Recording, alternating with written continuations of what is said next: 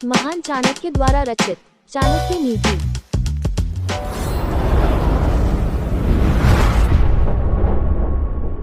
गए हैं। निर्धन पुरुष वेश्या प्रजा भग्न नृत्य जेत खगाः वित्फलम वृक्ष भुक्त्वा चाभ्यागतो गृहम्। 17। भावार्थ वेश्या निर्धन पुरुष को, प्रजा परास्त हुए राजा को, पक्षी फलरहित वृक्ष को जैसे छोड़कर चले जाते हैं, वैसे ही अतिथि भी आतिथ्य के बाद गृह त्याग कर चले जाते हैं।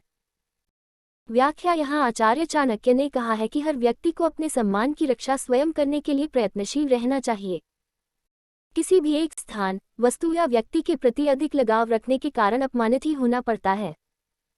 वे उदाहरण देते हुए कहते हैं कि वेश्या का धंधा परपुरुष को देह सुख देकर धन लूटना है, लेकिन जब पुरुष के पास धन समाप्त हो जाए तो वह उससे विमुख हो जाती है।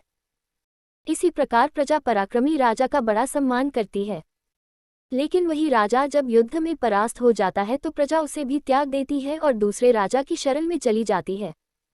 पक्षी भी किसी वृक्ष पर तभी तक रहते हैं जब तक उन्हें उस वृक्ष से फल व छाया की प्राप्ति होती रहती है। यदि पक्षियों को वृक्ष से फल व छाया न मिले तो वे उसे तुरंत त्याग देते हैं। इसी तरह अतिथि जिसका आगमन निश्चित नहीं है, वह अतिथि कहलाता है। भी आतिथ्य अर्थात भोजन करने के बाद समाज के नियमानुसार उस गृह से विदा हो जाते हैं। यहाँ सार रूप में कहा जा सकता है कि किसी के प्रति अधिक लगाव ही वस्तुतः अपमान का प्रमुख कारण होता है। गृहीत्वा दक्षिणा विप्रास्त्यजन्ति यजमानकम् प्राप्त विद्या गुरु शिष्यादग्धारण्यम मृगास्तथा। 18।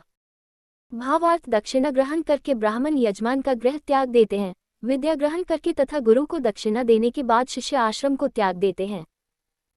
जंगल में आग लगने पर उसमें रहने वाले हिरनादि पशु वहां से किसी दूसरे जंगल की ओर भाग छूटते हैं। व्याख्या। यहाँ चाणक्य का कथन है कि व्यक्ति को उद्देश्य की पूर्ति के बाद स्थान विशेष का त्याग कर देना चाहिए। जिस तरह ब्राह्मण दक्षिणा पाने के बाद यजमान को आशीष देकर चले जाते हैं, शिक्षा पूर्ण होने पर गुरु आश्रम का त्याग कर देते हैं, लेकिन जहां उद्देश्य पूर्ति होने की आशा नजर न आए तो वह स्थान तत्काल त्याग देना चाहिए। जैसे जंगल में आग लगने पर हिरनादि पशु उस जंगल को त्याग कर दूसरे जंगल में चले जाते हैं। भाव यह है कि लक्ष्य पूर्ति होने के बाद किसी भी स्थान